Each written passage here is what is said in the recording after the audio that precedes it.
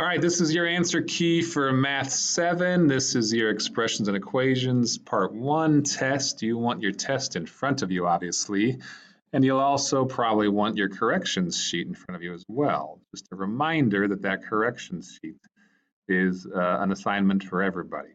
The only exceptions would be anybody who got 100%, didn't make any mistakes, but we usually do, so let's learn from our mistakes. And on that sheet, you can be filling it in as we go, or you can do it later, but it is going to be due soon, so make sure that you get that done. All right, let's go ahead and begin. In this first problem here, you were to evaluate the expression 2.5 to the third power. Well, that really is 2.5 multiplied 3 times, okay? Now, you could have done a few different things here, and I told you this before we started the test. You can change fractions to decimals if it makes your life easier, and you can do it this way, or you can keep things as they were and just figure it out. You know, remember, you did have a calculator, so you could have done this, but you should have still shown on paper how you got there. And essentially, 15 5/8 is the same as 15.625, okay? So that was number 1. And number 2, you had to first multiply inside the parentheses. Okay, and then you wanted to use that to the exponent. So if you do what's inside the parentheses first, you end up with 8800s. And 8800s to the second power would be 8800s times 8800s, which ends up being this value right here. That's a pretty small number there. All right, let's keep going. In numbers 3 through 6, you had to solve these using the order of operations. So you know, I kind of just worked them a step at a time, and then from there I worked it a little bit further. You can see my carrot slices here, or my pizza slices, just kind of show that this was 14, this was 2, and then I wanted to add those amounts. During this section right here, again, if I'm going too fast and you missed one, it's a good idea to pause it and catch up yourself, all right? So that is okay to do that, because I'm just going to talk about these problems and then move on to the next one. Number 4, you had to do the parentheses first, which really gives you that problem right there. And then if we solve the exponent, that gives us that problem. And now we would multiply, and we end up with a value of 216. Number 5, the first thing you should have done was the exponent, and you end up with a smaller number, okay? But then you want to multiply this next, and that's why I highlighted that. And then we really can just add this now, and we end up with something a little bit more than 10. In number 6, the parentheses are where you start, but specifically the multiplication is where you'll start, and that will be 1.2. So really you have 1.2 plus 1.2 to the second power divided by 3/4. So now we're going to solve the rest of that parenthesis, and that'll be 2.4 to the second power divided by 3/4. Now remember, I told you it's probably a good idea to kind of make things consistent. So it might be good to switch that to a decimal and think of that as 7500ths. But if you do that division, whichever way you do it, you end up with 7 6800ths. In this next section right here, you had to write the expression for that scenario. And in the first one, the sum of 25 and x is divided by y cubed. That looks like this, okay? You want the sum of 25 and x divided by y cubed. You have to remember, cubed meant that it's something to the third power. So this looks like it. Some people wrote 25 plus x over, look at the big fraction bar, y to the third power. That was good as well, okay? In number 8, for this one right here, you could have shown a couple different expressions of it, but here's a couple options for you with the golf and the arcade tokens, and they lose, they don't have to spend the $3, they're saving $3. So you could have done a few different things with that option as well. In numbers 9 through 12, now you have to plug in some values and solve them. So you can look over these and see my steps here. But number 9 was -27.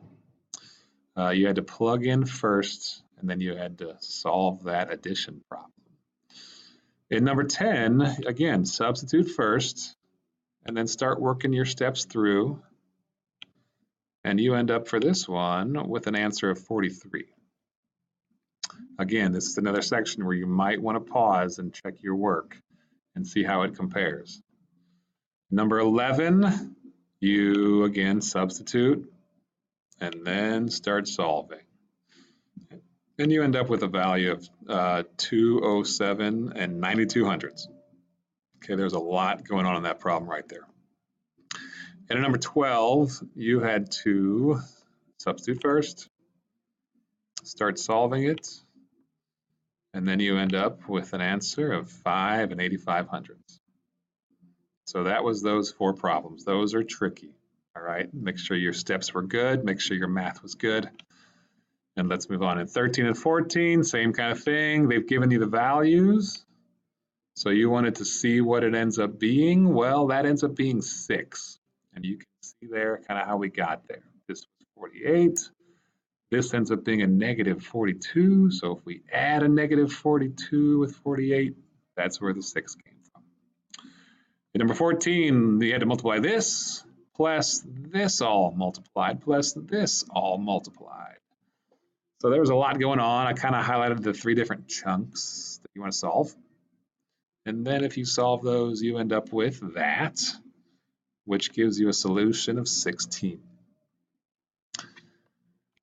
All right, number 15, you had to, first of all, figure out the perimeter of the figure. Well, I highlighted 3 sides that were missing. So you had to first remember that we didn't have those, we needed those. And this side is the same as this one. That's why that's x plus 2. This was the same as that, which is why that's x. And we know this is 5x. So this and this and this will equal 5x. Well, here's 2x and 3x. So we're missing 2x's still.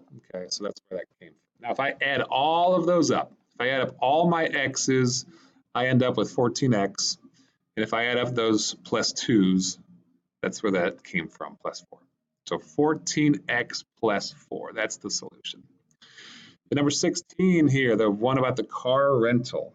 If you write an expression, here's a couple options. You want 25 times 2, that's the cost for 2 days, plus the mileage, okay, the number of miles times 17 cents.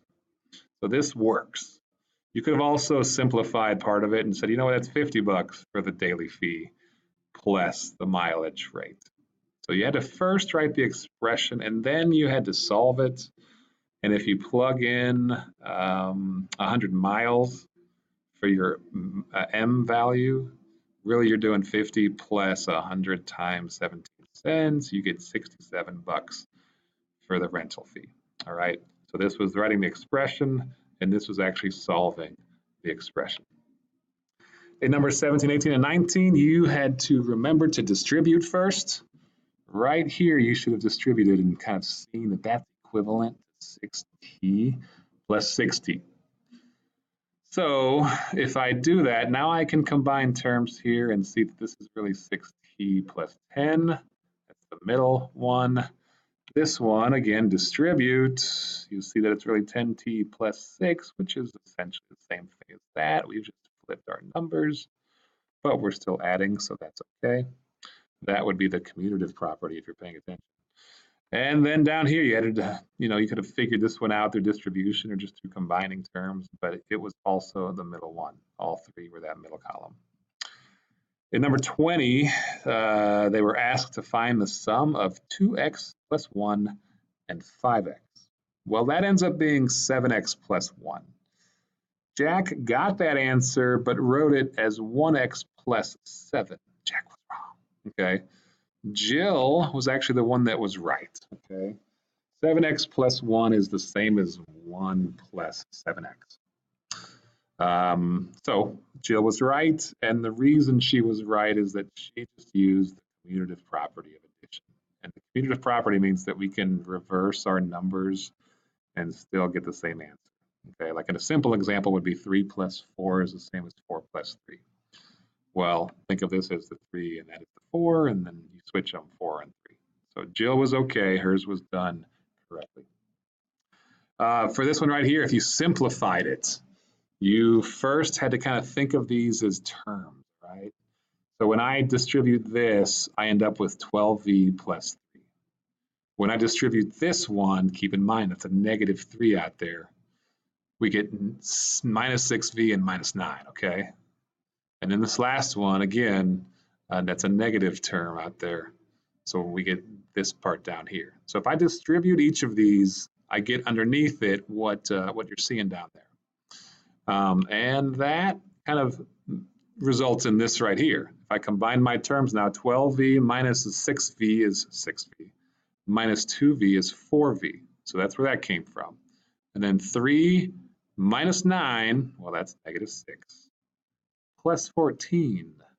Negative 6 plus 14 is adding 8, a positive 8. So that's what I get. There were two that worked, 4v plus 8, and this one right here distributes to 4v plus 8. So that one ends up being these two solutions. In number 22, you want the ones that were equivalent to 2a plus 2c. Well, this one is because we can distribute and get 2a plus 2c. And then this one is because if we combine our terms here, we get 2a's plus 2c's. Okay, those were the two that worked. The other ones didn't. This was exponents, which is not the same thing. Number 23, again, you should have distributed.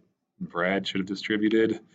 If he distributes, he gets 6a minus 4 plus 4a. And that simplifies to 10a minus 4, because 6a plus 4a is 10a minus 4. So that is not the same as this right here. Okay, so we just had to show that or prove that or explain that.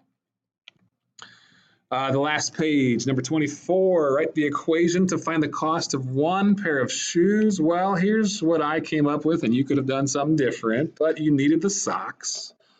10 pairs at $2.50 each. You want 3 pairs of shoes, so whatever the shoe price is times 3, and we know he spent $135.97. So an equation can look something like this. Then you had to solve the equation. Well, if we solve the equation, let's start figuring out what we do know. That's 25 bucks. And if I kind of take away the 25 bucks to see what's left, that means the 3 pairs of shoes cost $110.97. So if I divide that by 3, the shoes were $36.99 each. Okay, if you need to see that again, go ahead and pause because I'm going to move on.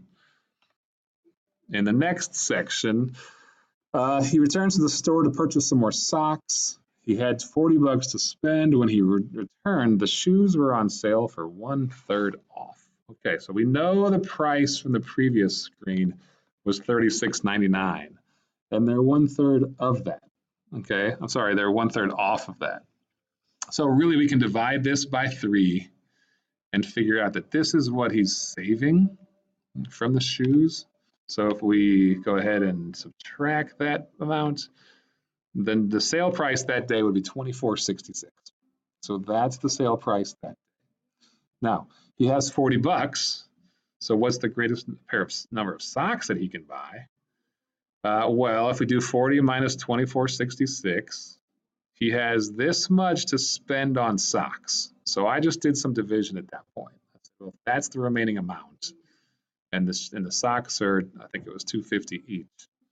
Yeah, if I divide that by 250, he can buy exactly 6.136 pairs of socks, which is kind of interesting because you can't really buy a fraction of a pair of socks, so we have to round down to 6 pairs of socks, okay? And you can check this and see, 6 pairs times 250, well, that'd be 15 bucks. He's okay. 7 pairs times 250 would be 1750. He doesn't have that much.